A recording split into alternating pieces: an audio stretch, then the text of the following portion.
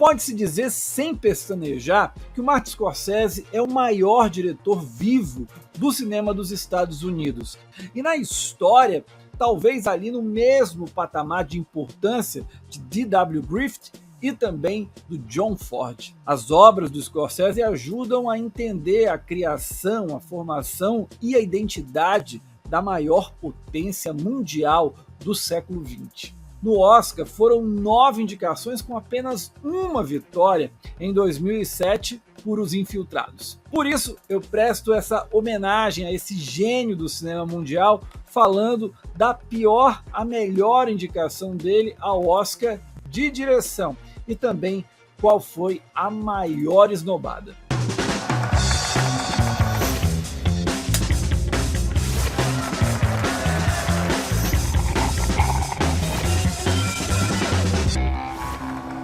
Antes de começar, você já sabe, se inscreve aqui no canal do Cine7 no YouTube. Toda segunda e sexta-feira tem vídeo novo sobre o Oscar. Às quartas, podcast. E às quintas tem Cineclube Olhar do Norte, com um debate ao vivo sobre o melhor do cinema brasileiro e do cinema amazonense.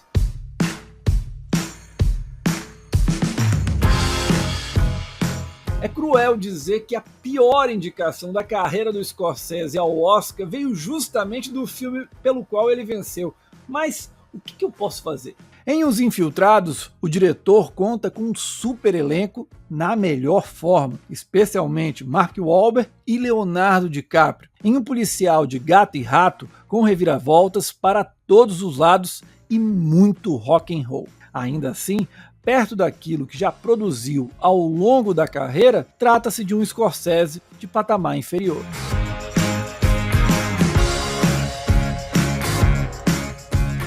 Em 2003, o Scorsese chegou à temporada de premiações com a expectativa de vitória pelo épico Gangues de Nova York. Porém, no meio do caminho, o filme foi perdendo a força e terreno para o musical Chicago e para o drama do Roman Polanski, O Pianista. Apesar de faltar ritmo no meio da trama e do foco difuso do roteiro, o Scorsese traz um espetáculo visual deslumbrante na recriação da Nova York do século XIX. Além disso, diferente de Os Infiltrados, Gangues oferece 2 sequências primorosas, as batalhas do início e do final do filme. O Oscar de direção acabou indo nas mãos do Roman Polanski de O Pianista, que é uma das obras-primas da carreira desse polonês pra lá de polêmico.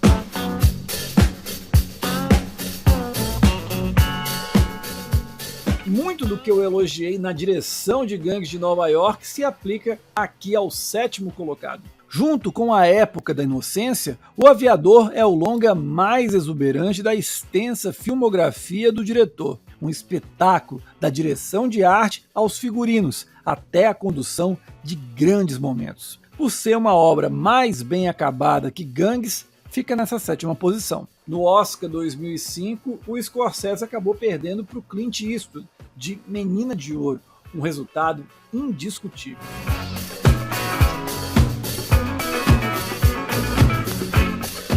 Na década passada, o 3D virou um recurso caça-níquel. Quantas produções passaram por conversões péssimas para serem colocadas em 3 dimensões, fazer o ingresso ser mais caro e a gente trouxa pagar por aquelas porcarias que faziam. Raras foram as produções que justificavam o uso de 3D, e a invenção de Hugo Cabret foi, sem dúvida nenhuma, a melhor delas. Nada é gratuito no 3D da aventura ao explorar as potencialidades deste recurso na profundidade de campo e a serviço da história. Para completar, realiza uma homenagem que só ele poderia fazer a outro mestre do cinema, o mago Georges Méliès. A academia, infelizmente, ficou com Michel Hazanavicius de O Artista, um trabalho bem correto, bem bonitinho, mas que passa longe do brilhantismo do Scorsese.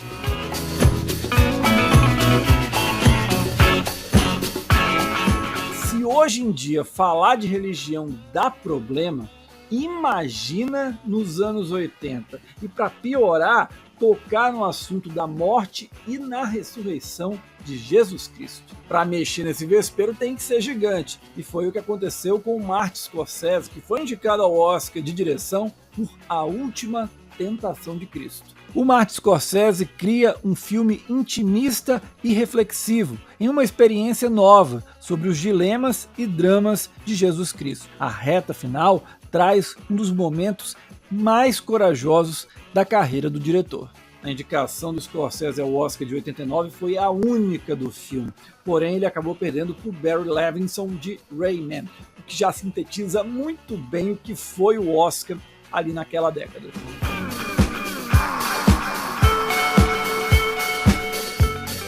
A mais recente indicação do Scorsese veio na edição de 2020, e aqui fica na 4ª posição. O Irlandês é um Scorsese reflexivo sobre a violência da máfia e as marcas dela em seus participantes. Para tanto, o diretor vai na contramão da rapidez da era moderna para abordar uma trama que transcorre sobre pontos fundamentais da história recente dos Estados Unidos ao longo de 5 décadas. É uma obra-prima indiscutível. Só não dá para ficar chateado por mais essa derrota, porque quem venceu foi o Bong Joon-ho de Parasita.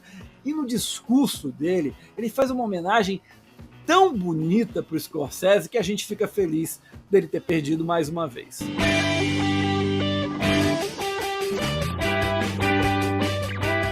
Se o Irlandês tem um ritmo mais cadenciado, o Lobo de Wall Street pega um caminho completamente diferente, que aparece aqui na 3ª posição. Para tratar dos desvarios dos executivos milionários dos Estados Unidos, o Martin Scorsese engata uma 5ª marcha, com uma montagem dinâmica em sequências insanas, repleto de cinismo e ironia. Com Leonardo DiCaprio em um de seus melhores trabalhos, o diretor cria uma comédia inesquecível. Em 2014, ele acabou perdendo a estatueta para o Alfonso Cuarón de Gravidade. Por um lado, é inegável a técnica absurda do Cuarón, especialmente para fazer aqueles planos sequências extraordinários, mas a força e a ousadia jovial do Scorsese em Wall Street merecia essa estatueta também.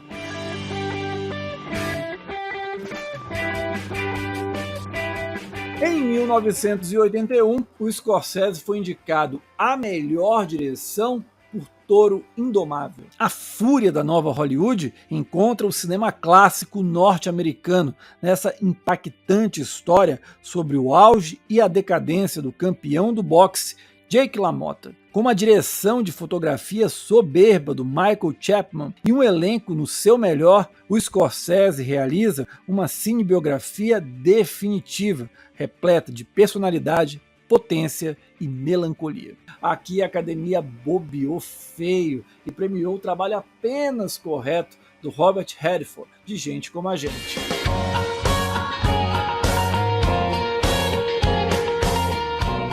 O melhor trabalho do Scorsese indicado ao Oscar vem da cerimônia de 1991. Os Bons Companheiros é o filme máximo do diretor em seus dramas e suspenses sobre o universo dos gangsters. A condução elegante da história, aliada a uma montagem brilhante e um olhar ácido sobre o tema, fazem do longa uma obra que influenciou por décadas diversos realizadores de filmes do gênero.